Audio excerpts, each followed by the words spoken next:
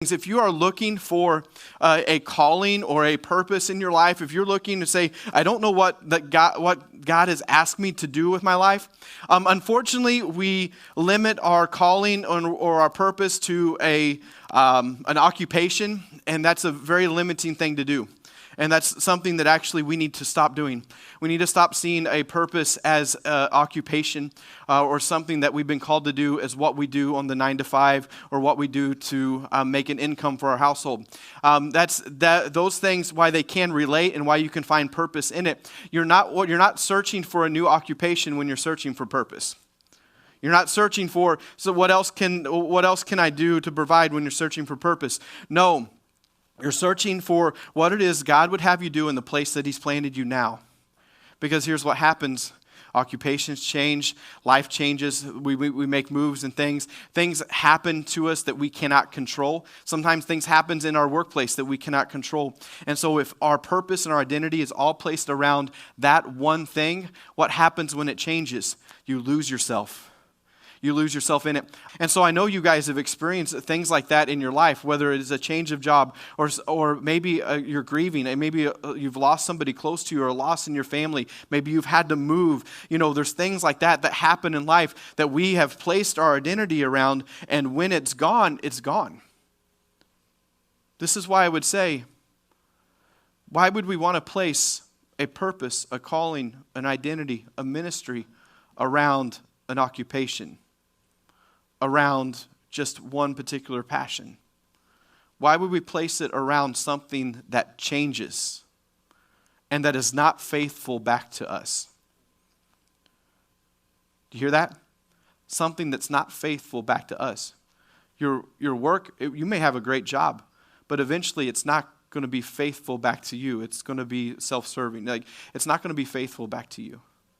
There are things that you might love to do in life, but may not be faithful back to you. Things change. Injuries happen. Loss moves. Life can change in a moment. And if our identity is built on something that can change or rust or fade away or not be faithful back to us, we lose ourselves. So how do we not lose ourselves? It's learning how to build this passion, this endeavor, the desires of our heart around something that's unchanging. It's God. He's faithful. He's unchanging. His purpose cannot be denied. The purpose that He has for you cannot be beaten by anything else. The light that He's put inside of you never wins over darkness. So we want to be able to trust our lives, our purpose, our passions, our desires, our endeavors. We want to learn to trust our lives with something that always wins, with a purpose that can come from God that transcends occupation. So I want to be able to be in a place in my life to say, I'm a pastor and a shepherd, and I want to love and take care of people. I want to help provide for people. I want to help lead people to know more about Jesus and know about the Word of God.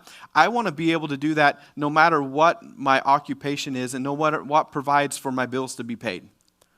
There are things that God has given you to do for your life that you've excused away because not everything is just right. Not everything you feel like is the right timing for it. And you say, I will do this thing that you've asked me to do, God, when this happens. And usually the when this happens is something you cannot control. And you know in your own mind right now, whatever that is. There is something that you're thinking about and that you are in a way consumed about to say, when this happens, when this next step, when this particular ship comes in, then I can do what it is that I've been called or asked to do. Then I can take the next step. And we find ourselves waiting for that. But this is why I love 2 Chronicles chapter 30. Because King Hezekiah decided that there was some reformation that needed to happen. There were things that needed to be reformed and redone, things that they needed to go back to as a nation, because they had completely abandoned the Jewish feast. They completely abandoned Passover. They had completely abandoned the things of God. People had turned themselves over to idol worship and to just the daily grind of their life. And the things of God were only things of tradition and not things of their own heart. They were only things of tradition and not things of their own heart. And so Hezekiah was out to make changes. And he was wanting to draw people back in. And so this is what happens in this story. In 2 Chronicles chapter 30, verse 2, it says, the king, Hezekiah, his officials, and all the community of Jerusalem decided to celebrate Passover. But listen to this carefully. It was a month later than normal. It would usually be celebrated on the first month, and it was going to be celebrated on the second month. Already, they could have excused this away and let's just wait until next year. I believe this is something that we do, and it's part of our human nature and something that God needs to change in our hearts. This thing that we do to say, I'll just wait until next year. We just say, you know what, I missed an opportunity, and so I'll just wait until something changes to where I can do it again. But Hezekiah wasn't up for that. He says, no, the heart change needs to be made now, even if everything else isn't perfect. Even if we're not going to celebrate Passover at the right time, even if we're not going to do everything by the letter of the law, the Reformation needs to happen now. And in my heart first. At the king's command, runners were sent through the land of Israel and Judah. These runners carried letters that said, O people of Israel, return to God. Return to the Lord, the God of Abraham, Isaac, and Israel. Remember, if there's one thing that you're searching for in life and you say, I don't know what it is for me to do, I believe wholeheartedly we've all been called to be a runner one way or another. To run ahead and to say, you know what, this is to our own lives and the lives of others, to say that there is a reformation that needs to happen. Return to the Lord, change our hearts. You're all been made to be a runner. We go on to verse 10. It says, these runners went from town to town all throughout the land, as far as the territory of Zebulun. And most of the people just laughed at the runners and made fun of them. What are you doing? What are you running for? Like what this? I mean, think about it. This was a big change. They hadn't done anything to make reforms, and all of a sudden Hezekiah's wanting to do this. He's sending runners out, and they're making this announcement to say, "Hey, let's turn our hearts around to God right now. Don't wait until next year. Let's not wait until every tradition's right. Let's do it now." Yeah, they're going to get laughed at, but this is something I want to talk about. See, God loves to send runners. He sent Elijah. He sent John the Baptist. He loves to send runners to say, repent and return to God. In this message, and one of the things that these were saying, don't abandon God any longer. The letters that they were sent with, you can read about it on your own in 2 Chronicles 30. But one of the things that this letter said they were sent with, it says, don't be like your ancestors and abandon God. Don't abandon God. They were sent with the message to say, now prepare your hearts to seek God. See, the message they were sent with, it was urgent, but it was also relevant. It was for the time. Even though it didn't seem like it was the right time, it was still for the time. And there may be something that God's given you, a message that He's given you. It's for the time and it's relevant, even if it's countercultural, even if He doesn't say, oh, when something changes, then it's the perfect timing. No, what He's given you is for the time, because He has caused you to be alive and breathing right now in this moment, and you're not supposed to exist in another time or another place. You're supposed to be existing right now. And if you're existing, if you're alive, if you're breathing right now in this moment, then there is something that God has given you for today. He's given you for today. And so because of that, it's relevant. So the message is urgent, it's relevant. And the message that they came with was a transformational message. It required change. There's something to be done differently. And every time this message points to the sufficiency of God, not the self-sufficiency of man. And this is where I tend to go wrong. If there's going to be like a one major sin for Garrett all the time, it is the sin of self-sufficiency. To say, I can figure it out on my own, I can do it on my own, I can carry all of my burdens on my own, I can carry all the cares on my own, I can carry the weight on my own because I'm strong enough to do it on my own. I can talk about it with other people, but I still carry it on my own. And so if there is one major sin that goes into all other sins, it's the self-sufficiency, and at its root, self-sufficiency is a very, very prideful heart. And we know pride is the root of every sin. So this message that God always sends people with is a message that is directed to the sufficiency of God. The other word to describe sufficiency would be say that He is enough. the enoughness of God. It's the enoughness of God. That's what self-sufficiency is. To say, I am enough. And there's a period at the end of the sentence. I am enough. And this message always points to the sufficiency of God. Verse 11. It said, however, some people humbled themselves and went to Jerusalem. It's realizing that when you're a runner and you're a farmer and you're planting seed and you've got a message and you've got a ministry, it's realizing that message and ministry is like seed being planted on ground, but it's up to the ground that is the people's hearts to be able to receive it or not, or let it to be something that is taken away or blown away or something that's trampled on, as the Bible would say. That's up to somebody's own heart. And so while they were running, they didn't give up the running just because the majority was saying no. There was a remnant, there was a group of people that said, you know what, yes, we do need to make a reform. Yes, we do need to change. Yes, we do need to transform. And that, in fact, makes it worth it.